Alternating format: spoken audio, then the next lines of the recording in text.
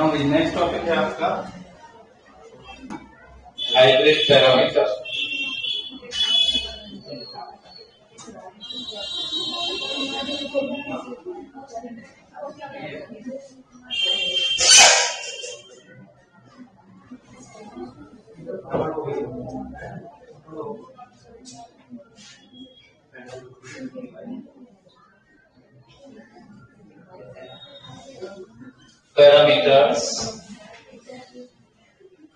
Parameter of transistor.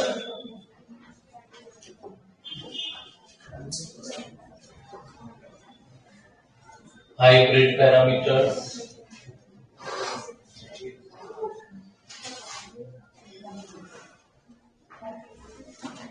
oblique H parameters।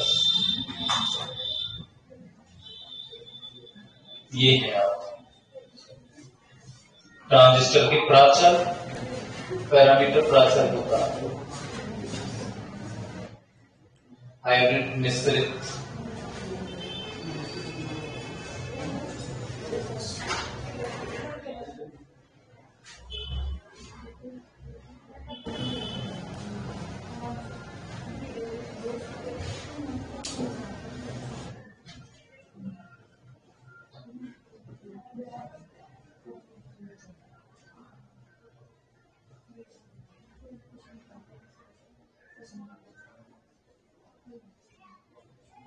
लिखेंगे इसमें। इस युक्ति का विश्लेषण सामान्यतः है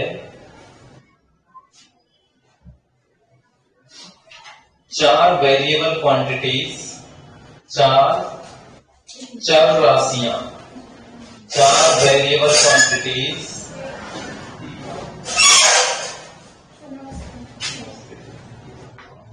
4 चर राशियों यानी वेरिएबल क्वांटिटीज द्वारा किया जाता है।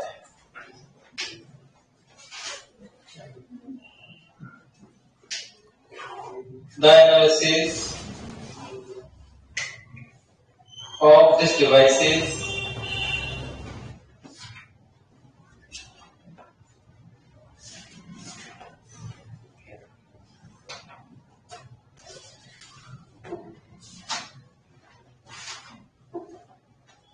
can do by 4 variable quantities. Can do by 4 variable quantities, जिनमें 2 वोल्टेज V1 V2 होते हैं, जिनमें 2 वोल्टेज V1 V2 होते हैं, in which 2 quantities are voltages V1 and V2, V1, V2 ऐसे लिख लीजिए, V1, V2 and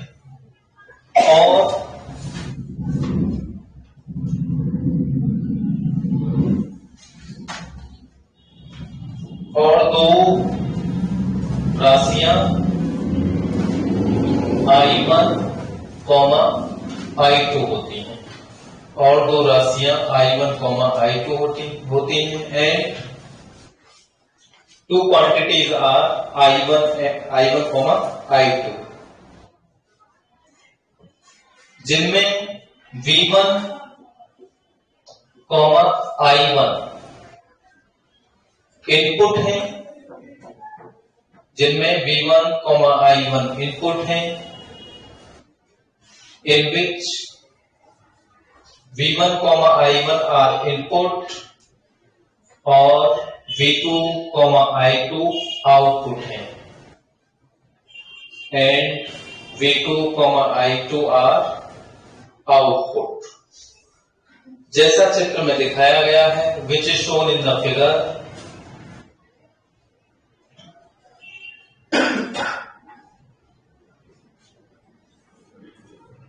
transistor, amplifier,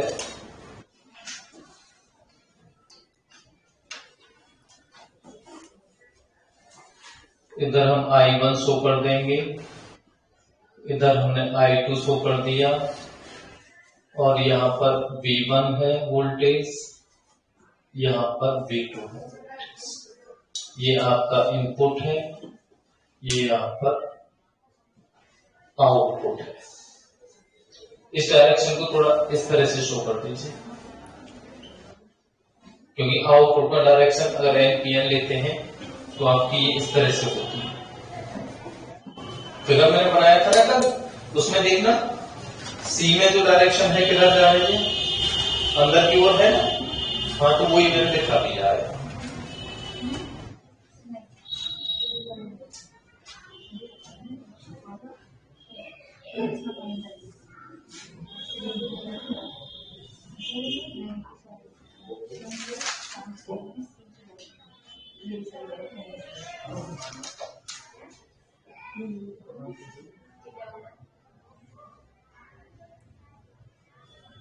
लिखते हैं ये बन गया फिर, बना लीजिए जल्दी बना।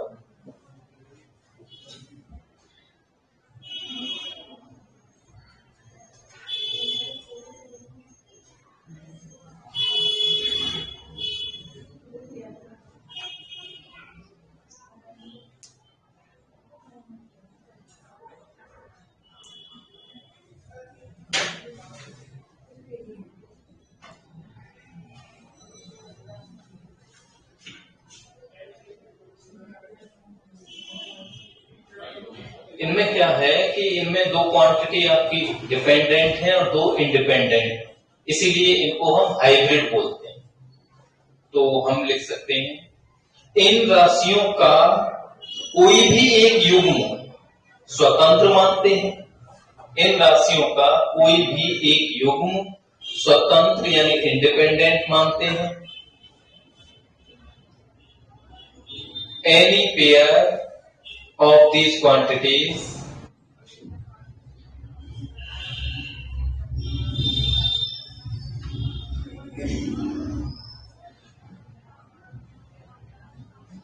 is independent, तथा बाकी दो राशियों को निर्भर मानते हैं यानी डिपेंडेंट मानते हैं, तथा बाकी दो राशियों को डिपेंडेंट यानी निर्भर मानते हैं।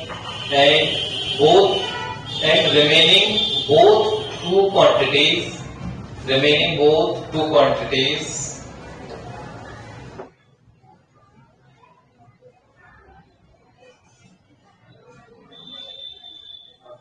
Are dependent.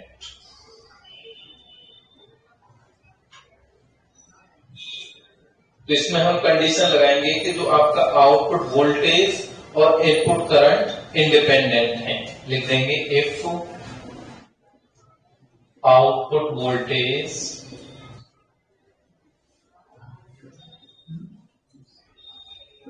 V2 and input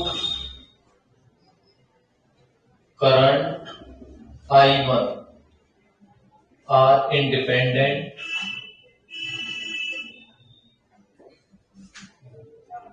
and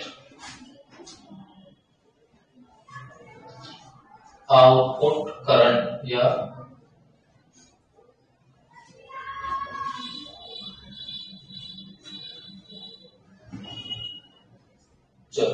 output current I2 and input voltage V1 are dependent, स्वतंत्र हो गया और ये निर्भर।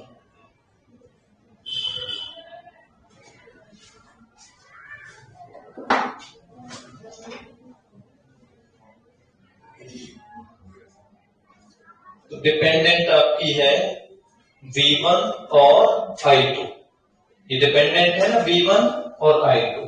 तो इसको हम लिख सकते हैं now we can write, V1 है आपका डिपेंडेंट है और I2 डिपेंडेंट है। तो V1 is the function of V2 comma I1, ये भी V2 कॉमा I1 ऐसे लिख देंगे।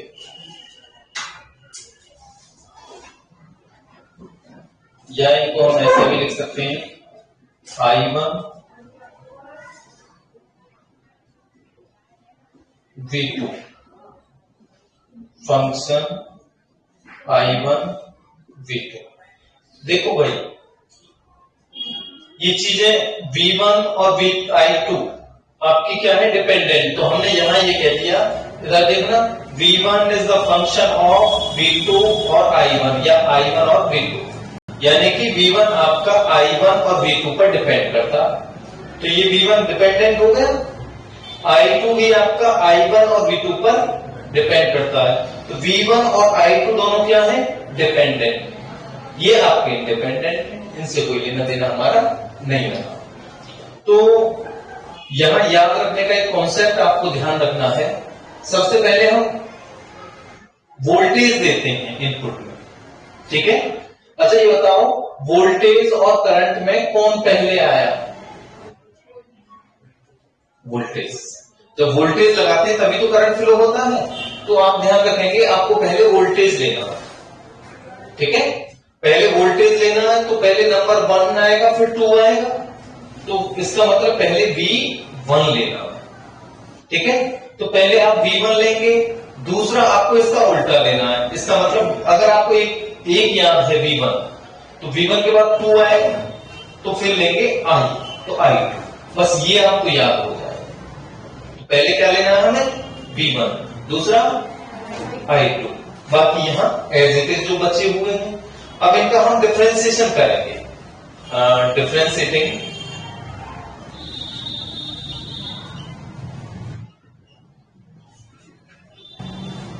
इसको हम लिखेंगे dV1। करने का तरीका ये है,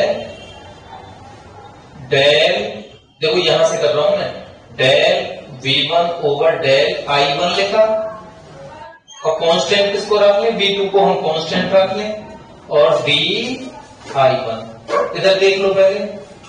अब पहले I1 का कर लीजिए, V2 को कांस्टेंट, फिर V2 को कर लेंगे, I1 को कांस्टेंट। तो देखो डेल, अब V1 के रेस्पेक्ट में V1 का कर रहे हैं, अब किसके रेस्पेक्ट में करें, V2 के रेस्पेक्ट में। कांस्टेंट किसको रखें, I1, और ये वाला यहां dV। यूलर थ्योरम होती है उसके अकॉर्डिंग कर देते हैं। ऐसे ही आपका आएगा, अब इसका करें dI2। देखना इसका कैसे होगा, ये वाला ले रहे हैं हम, तो I2 का पहले I1 के रेस्पेक्ट में और V2 को कांस्टेंट कर देंगे, फिर I2 का V2 के रेस्पेक्ट में I1 को कांस्टेंट कर देंगे। तो ये आएगा del I2 over del I1, और आपका V2 कांस्टेंट dI1। ऐसे ही del I2 over del V2 और I1 कांस्टेंट dV2। ये इसका लिखने का तरीका होगा, लिख लीजिए। ये इक्वेशन 1, ये 2, ये 3, ये आपका 4।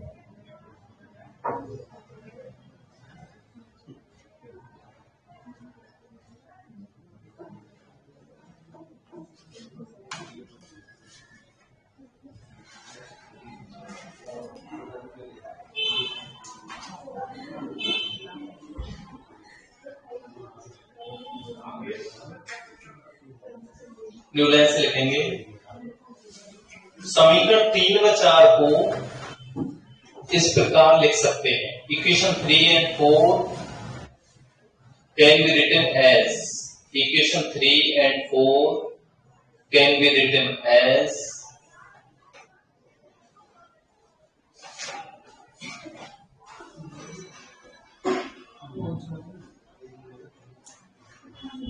देखिए dV1 है, ठीक है।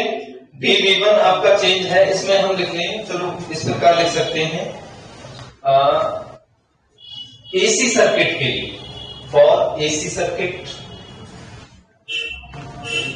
या केवल एसी सर्किट के लिए, तो जो आपका ये आपका dV1 है, इसको हमने डेल्टा V1 कहा और इसको मैंने कह दिया V1, जो ये है, ठीक है।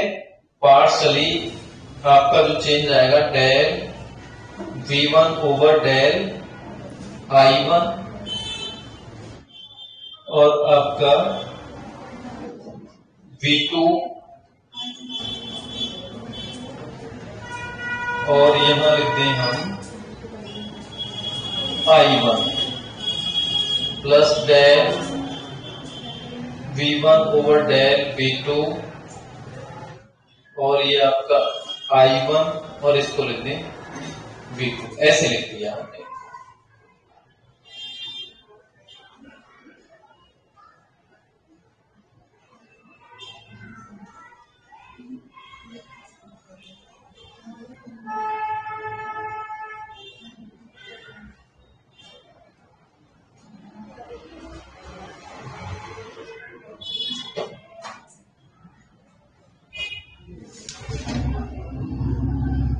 तो जहां डेल में है वहां तो ऐसे ही रहने दिया, जहां डी में है वहां आपने देखो जो आपका डी होता है ये होता है डेफिनेट डिफरेंशिएशन, डेल आपका पार्शियली होता है।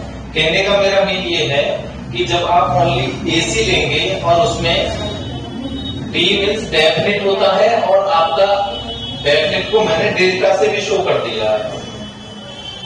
डेफिनेट को ऐसे डेफिनेट डिफरेंशिएशन का मतलब क्या है, जो डी से शो करते हैं। एक तो पार्शियली हो गया, पार्शियली जो होता है देखो एक मिनट सुनो, एक तो ये हो गया डिफरेंस ही हो गया, एक ये हो गया डिफरेंस और एक ये हो गया, ठीक है।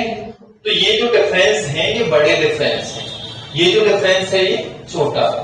तो जब एसी सर्किट लेंगे तो इसमें जो डिफरेंस आता है वो बहुत ज्यादा नहीं आता है, यानी जितना है वो लगभग उतना ही रहता है। तो जो डी में चेंज आ रहा है उसको जितना है क्वांटिटी उतना ही लिख देंगे।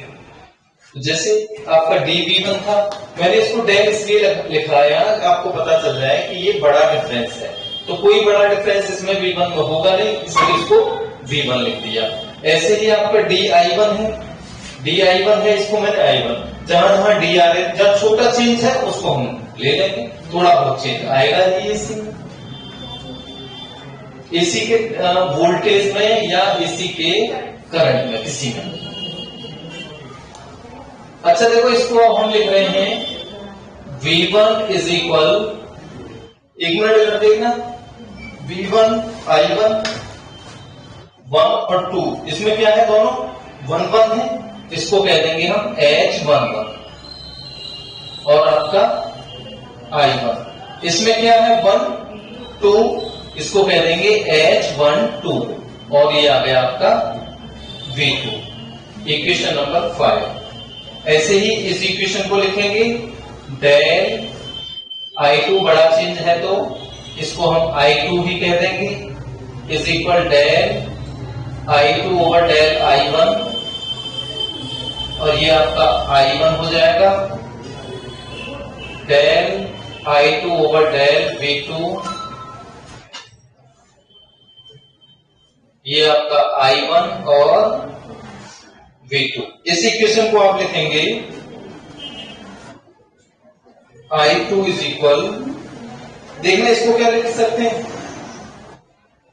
H21, इसको H22, जो नंबर आ रहा है उसको ही ले लेंगे, तो ये आएगा आपका H21 I1 प्लस H22 ये है आपका V2। इक्वेशन नंबर 6 लिख लीजिए। क्या अगर इनमें दोहरा दोनों होंगे, एक चीज चेंज होती है तो दूसरा ऑलरेडी चेंज हो जाए। हाँ, ये X से डिनोट होंगे, ये आपके X से ही डिनोट हैं। जो यहाँ जो क्वांटिटी आ रही है उसको X से कट जाए, ये हाइब्रिड है। हाइब्रिड क्यों है? कुछ तो आपके डिपेंडेंट है, कुछ नॉन डिपेंडेंट है, या ये कह सकते हैं कुछ आपके डायमेंशन रखते हैं, कुछ डायमेंशन नहीं रखते हैं।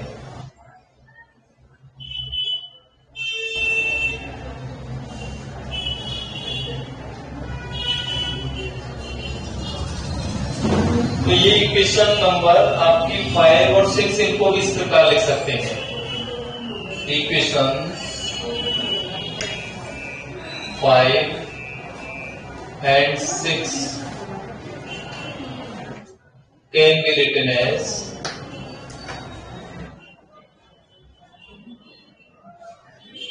V1 I2। ये इधर ले लिया, मैट्रिक्स में लिख रहे हैं H11 H12 H21 H22 और यहां लिख दिया I1 फिर देखना इनकी गुणा करेंगे तो ये आ जाएंगे इक्वेशन 5 और 6। इनको ऐसे लिख दीजिए।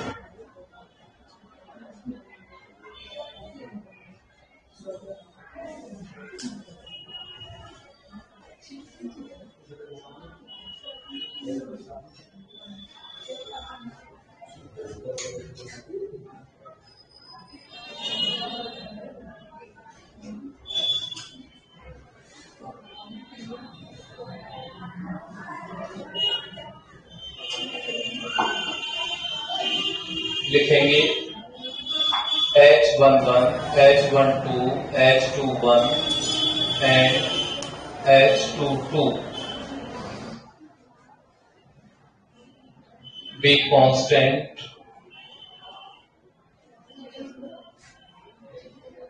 for any circuit. किसी सर्किट के लिए कांस्टेंट होते हैं और यही आपके हाइब्रिड पैरामीटर कहलाते हैं। And are called hybrid parameters.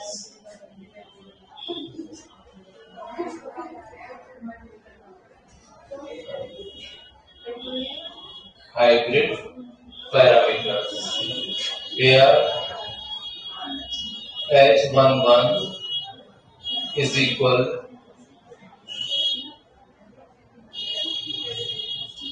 del I2 over del I। इसकी प्लेस पर ही रखा था ना, H11 किसके प्लेस पर रखा है? del V1 over del I1 इसके प्लेस पर रखा है। ये लिखा है del V1 over del I1, इसके प्लेस पर आपने H11 लिखा है।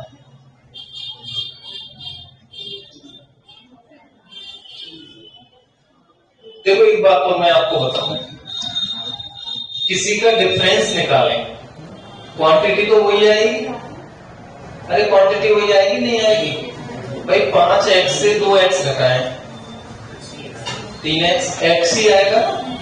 तो यहां आप ये भी समझ सकते हैं, ये जो डिफरेंस है तो डिफरेंस किसका आएगा? ये V1 ही तो आएगा भाई। इसे मान लें कि 3V2 minus 3V1 minus 2V1, तो कितना आएगा?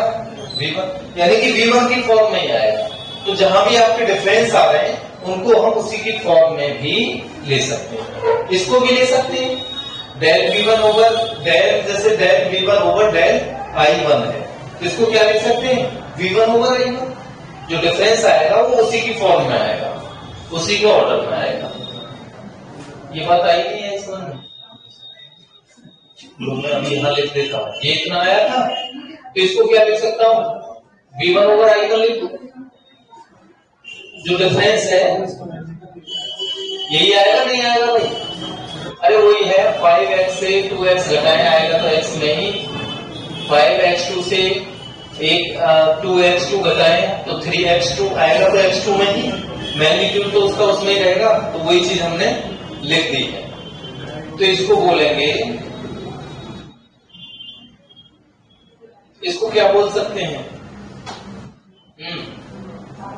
V/I क्या होता है? R होता है, और I/V 1/R उल्टा हो जाएगा। तो इसको आप रेजिस्टेंस बोलेंगे, और एसी सर्किट में रेजिस्टेंस को हम रेजिस्टेंस के प्लेस पर किस नाम को यूज करते हैं? इंपीडेंस। तो ये आपका short circuit input impedance, input है ना V1 और I1 वाले, V1 I1 इनपुट थे, V2 I2 आउटपुट थे। तो ये है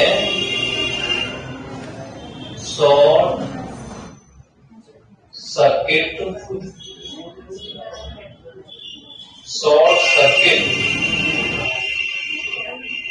इनपुट impedance at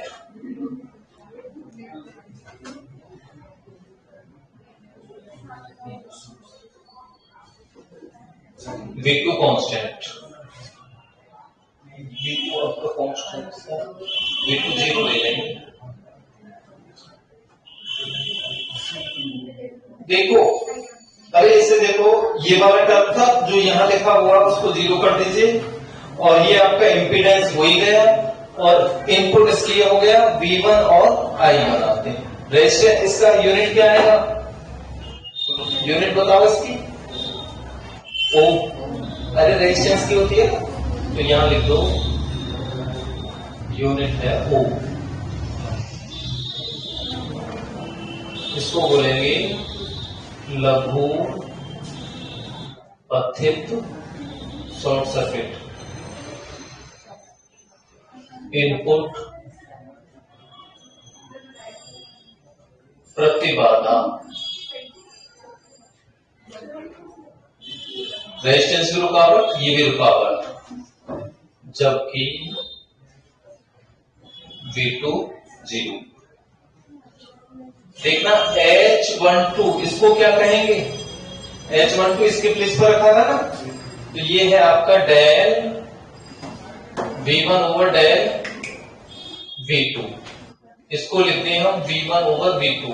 बताओ ये क्या बनेगा?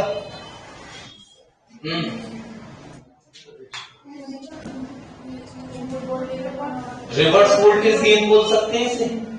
वोल्टेज गेन होता है output voltage upon input voltage. तो आउटपुट वोल्टेज क्या था? V2। इनपुट तो उसका उल्टा आ रहा है, तो इसको बोल देंगे रिवर्स वोल्टेज गेन। ये है आपका रिवर्स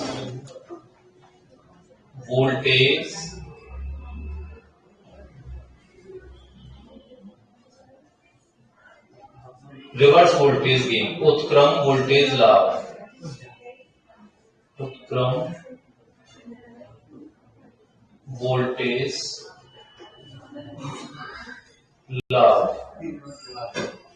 लिख लीजिए। रिवर्स वोल्टेज गेन हो गया, और इसमें किसको 0 करें? इसके साथ क्या था? I1 eight I1 equal to 0। Unit आएगा इसका कुछ डायमेंशन लेस है, डायमेंशन लेस, विमा विहीन।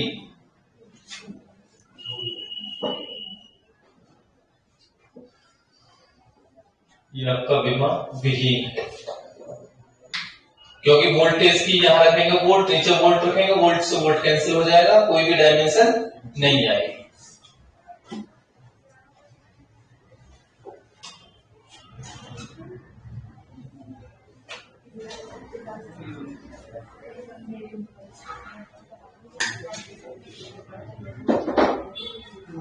और H21 ये है आपका del I2 over del I1, और था आपका V2, यहां लिखा नहीं था मैंने, ये आपका V2 था। तो इसको हम लिख सकते हैं ये आपका I2 ओवर I1। बताओ ये क्या है? Current gain, output current upon current gain बोल देंगे, सीधा है तो इसको फॉरवर्ड करंट गेन नाम दे देंगे। Forward current gain at V2 is equal 0।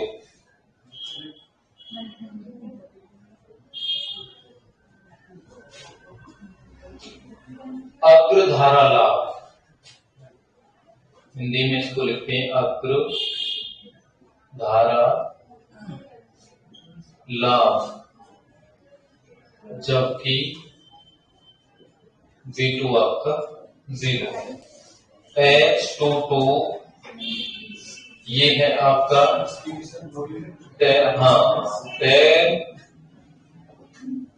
इसका भी डायमेंशन या यूनिट डायमेंशन लेस, क्योंकि गेन का कोई भी यूनिट नहीं होता। इसको लिख देंगे I2 ओवर V2। बताओ ये क्या बनेगा? I2 ओवर V2, इंपीडेंस का अपोजिट, रेजिस्टेंस का एडमिटेंस, प्रवेश्यता एडमिटेंस होता है, तो इसको बोलेंगे output admittance. Output admittance.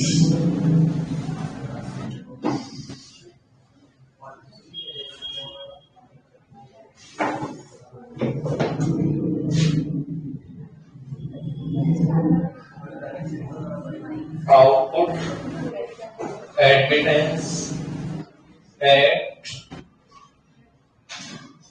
I1 0, इसको बोलेंगे आउटपुट प्रवेश्यता।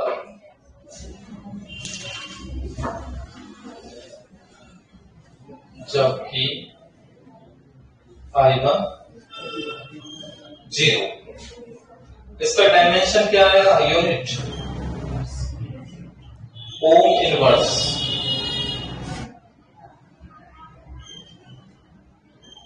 या महो, उल्टा इसका।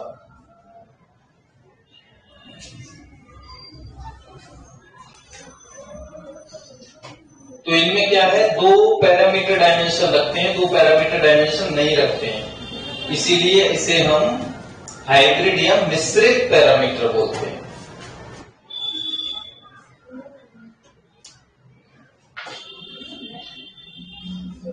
देखो एक चीज और लिख रहा हूं मैं, पहले वाला क्या है? Short circuit input impedance, input है ना, तो ये आपका HI से शो होगा। क्या लिख देंगे? HI। दूसरा क्या है? रिवर्स, इसको कहेंगे HR। तीसरा फॉरवर्ड, इसको HF।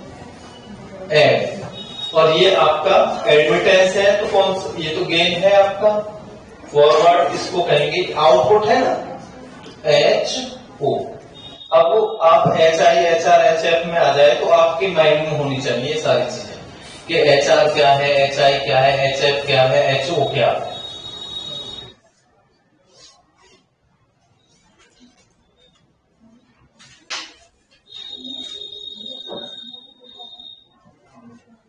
ये भी लिख लो, HI HR।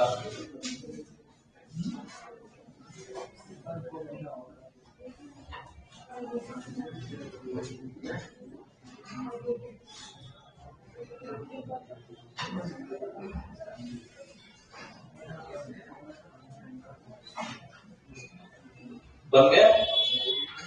लिखो इन पैरामीटर्स में, इन प्राचलों में दो पैरामीटर विमा रखते हैं। इन पैरामीटर में दो पैरामीटर विमा रखते हैं। In these parameters, comma, देखो भाई, in these parameters, comma, two parameters have dimension. दो पैरामीटर विमा रखते हैं, जबकि दो पैरामीटर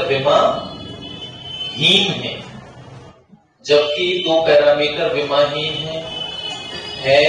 आपने लिखा in these parameters comma two parameters have dimension while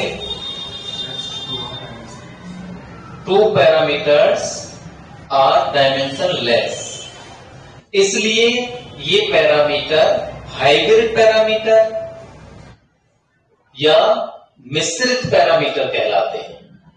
इसलिए यह पैरामीटर यानी प्राचल मिश्रित हाइब्रिड या मिश्रित पैरामीटर कहलाते हैं। सो these parameters are called hybrid parameters or mixed parameters।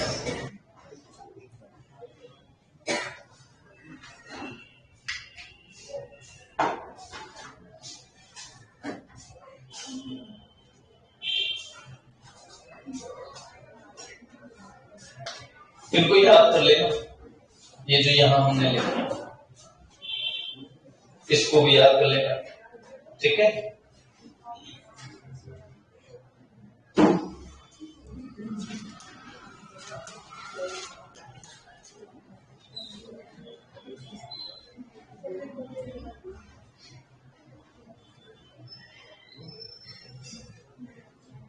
Hybrid parameter equivalent circuit बनाएंगे।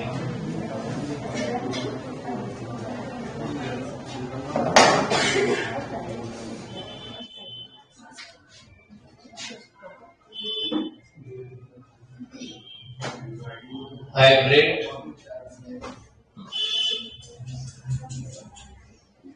H parameter equivalent circuit. H parameter तुल्य परपथ, एच प्राचल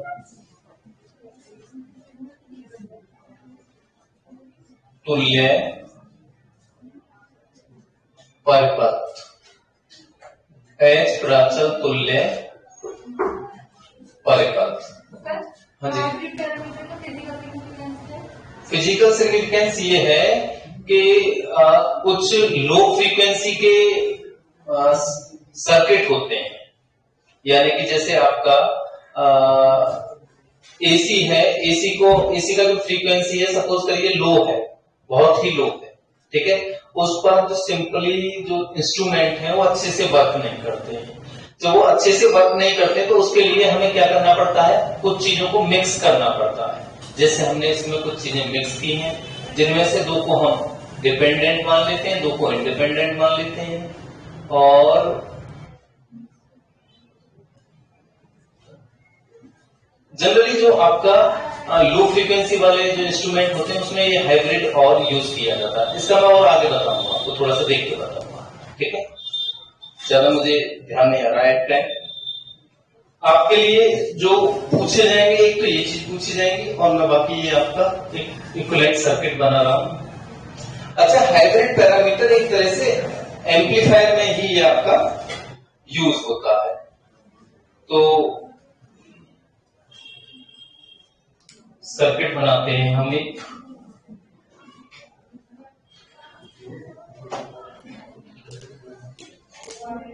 हम कलेक्टर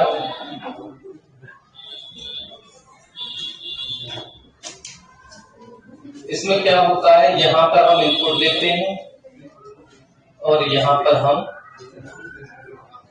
आउटपुट फाइंड करते हैं। मैं बात करूं बच्चों,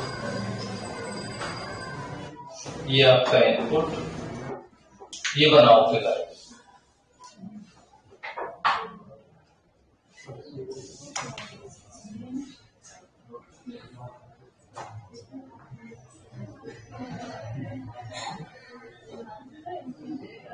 इसमें पीएनपी ट्रांजिस्टर ले रहे हैं, सपोज किया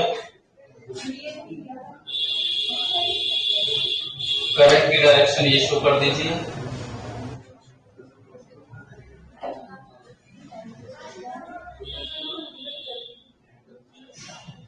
बनाओ।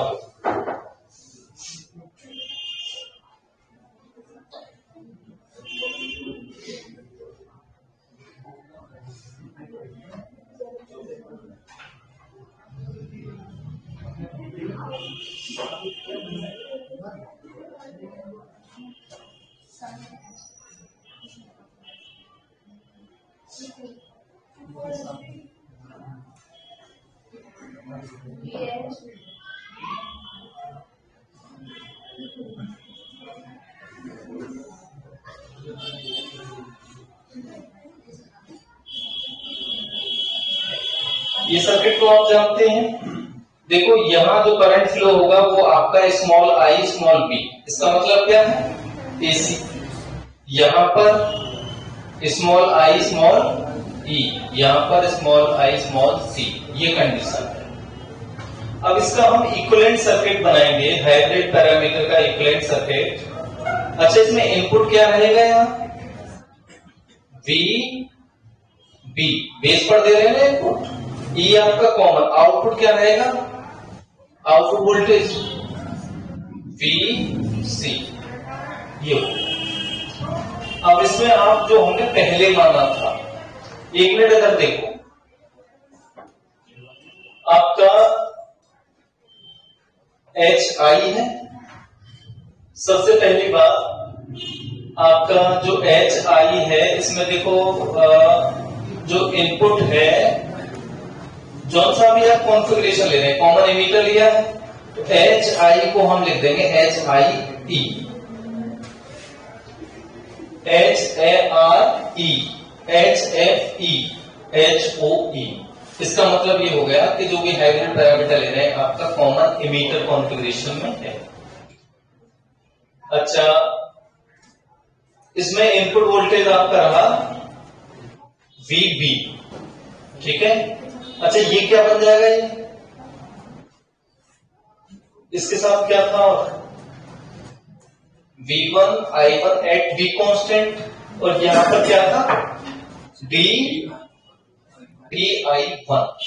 देखो पहले समझो, ये था del V1 over del I1, और क्या था I1, ऐसे ही था। ये क्या हो गया आपका,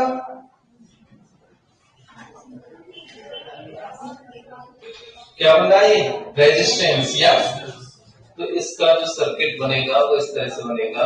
इसको हम लगा देंगे पैरेलल में, यहां पर वोल्टेज सर्किट रहेगा इस तरह से, यहां पर करंट सोर्स रहेगा इस तरह से, और इसको हम लगाएंगे पैरेलल में, और यहां पर हम आउटपुट फाइंड कर लेंगे।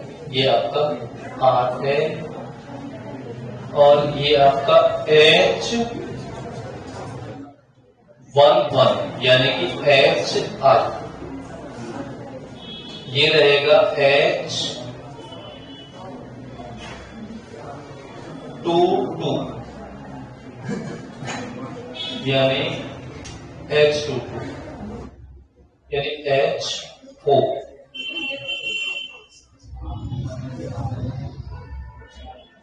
ये आपका voltage source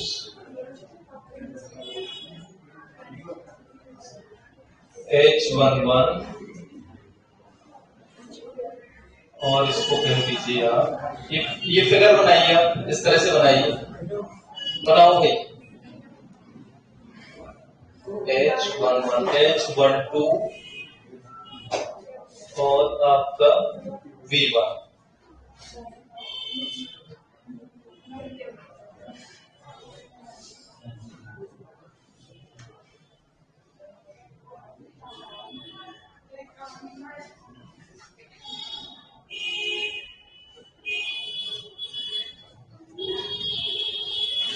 H12 V2 H12 हो गया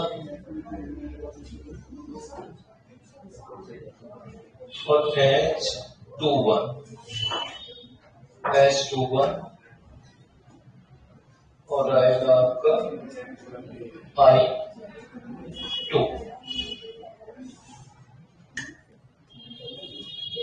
पहले ये आइटम आपके कोई ऐसे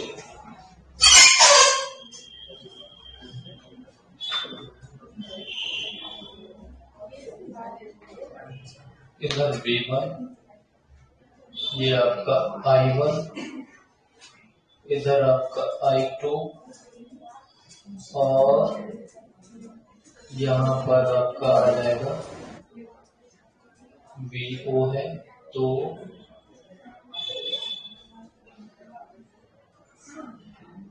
V2।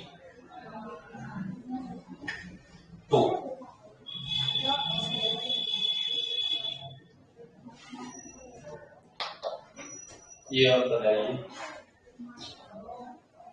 करंट ऐसे आ रहा है, एरो को भी नीचे लगाओ, एरो को सही करिए। अब ठीक है,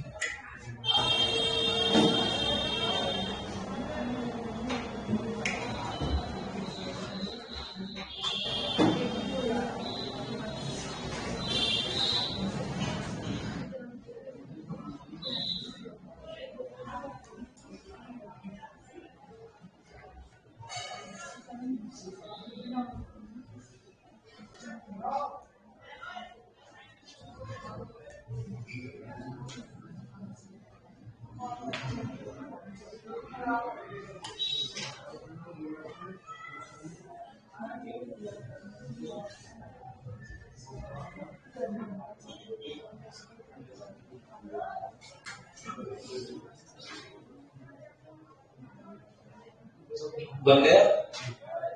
अरे वो वाला बन गया। देखो H11 को देखना कितना है, V1 ओवर I1। क्या है ये इम्पीडेंस, इम्पीडेंस ऐसे सीधा साधा इम्पीडेंस था, उसको हमने यहां लगा दिया। इम्पीडेंस एक रेजिस्टेंस का ही काम करता है, ये लगा दिया। पहले I1 और V1 थे आपके इनपुट, तो इधर से दे रहे V1 और I1, ये रहे इनपुट। आउटपुट क्या थे आपके I2 और V2, यहां शो कर दिए। ठीक है, अब देखिए आपका H11 किसका काम कर रहा था, रेजिस्टेंस का यानी इम्पीडेंस का, सीधा लगा दिया। H22 किसका काम कर रहा था, H22 आउटपुट क्या था, एडमिटेंस यानी कि रेसिप्रोकल ऑफ इम्पीडेंस, उसका उल्टा हो गया। उसका ये उल्टा है तो जो सीरीज में जुड़ रहा होगा उसको कैसे जोड़ देंगे, पैरेलल। तो इसको हमने कैसे जोड़ दिया है, पैरेलल जोड़ दिया। अब आप देखिए H12 क्या है, H12 ये आ रहा था, H12 क्या था, V1 ओवर V2। ये क्या था, reverse voltage gain, voltage gain था, रिवर्स में था।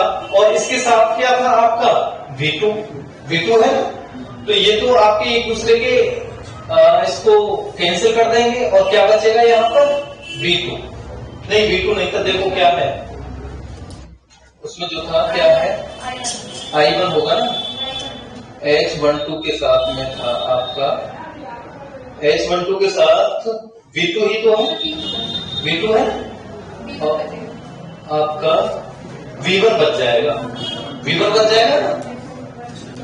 देखो इसके साथ क्या है, V2 आ रहा है। तो कहने का मेरा मीन ये है, या तो आप ये कह दीजिए कि इसने इसकी डायमेंशन काट दी, यहां अल्टीमेटली क्या बचेगा, V बचेगा, वोल्टेज बचेगा ना, तो इसको बोल देंगे हम वोल्टेज सोर्स। ठीक है, तो ये क्या हो गया, वोल्टेज सोर्स। ठीक है, अब दूसरा इसे देखिए H21 I2, इसने I की डायमेंशन कैंसिल कर दी और इसके साथ क्या है, I2 है, इसके साथ I2 है ना, इसके साथ I1 है। तो आप ये भी I1 करें, I1 है, इसके साथ I1 है। तो ये किसका काम करेगा, करंट सोर्स का। अरे एक करंट का डायमेंशन कैंसिल, एक करंट बचेगा ना, तो तो ये करंट सोर्स का, तो इसमें हमने ये एरो लगा दिया, ये करंट सोर्स का काम करेगा। और S22 मैंने आपको बता दिया, तो ये आपके इस तरह से काम करेंगे। अब देखिए इसमें कॉमन इमीटर की बात कर रहे हैं, ये वाला कंडीशन है, तो यही आप लिख लीजिए। इसी सर्किट को मैं मॉडिफाई कर दूंगा। V1 के प्लेस पर क्या लिखूं? VB। इनपुट वोल्टेज कितना है इसमें? VB है। आउटपुट वोल्टेज कितना है? VC। तो यहां क्या आ जाएगा? ये VC। ठीक है। अब देखो I1 के प्लेस पर क्या आएगा बताओ? IB। और H12 के प्लेस, H11 के प्लेस पर HI और E लिख देंगे। E लिखने का मतलब कॉमन इमीटर। H21 को क्या लिखेंगे? देखो H21 है आपका HR, R और E। V2 को क्या लिखें? VC। H12 क्या है? HR कॉमन इमीटर है, तो R के साथ क्या ले लिया हमने? E। और बच्चों इसको क्या लिखेंगे? I2 को IC। H21 H, F और E। और I1 था आपका IB। IB था ना? ठीक है। H22 को क्या लिखेंगे भाई? HOE। ऐसे लिखो।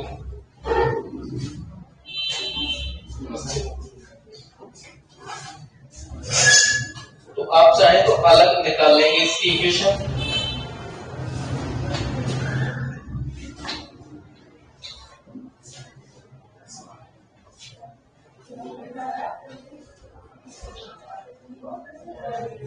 चलो इतना ही कर लेंगे बच्चों आज।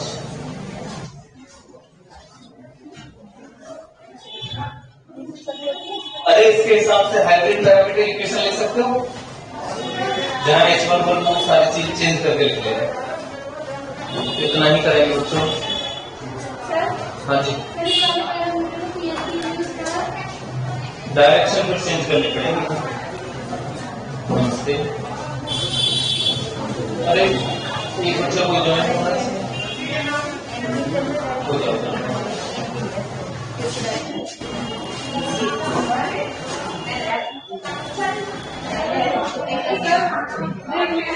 हाँ देख लो, कॉल कर देना अगर ना आए। नमस्ते। नमस्ते। नमस्ते। नमस्ते। नमस्ते।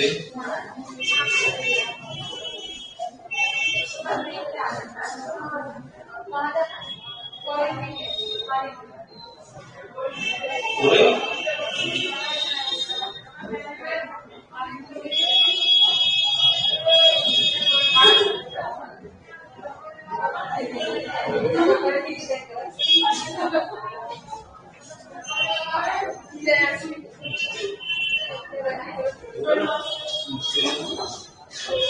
हाँ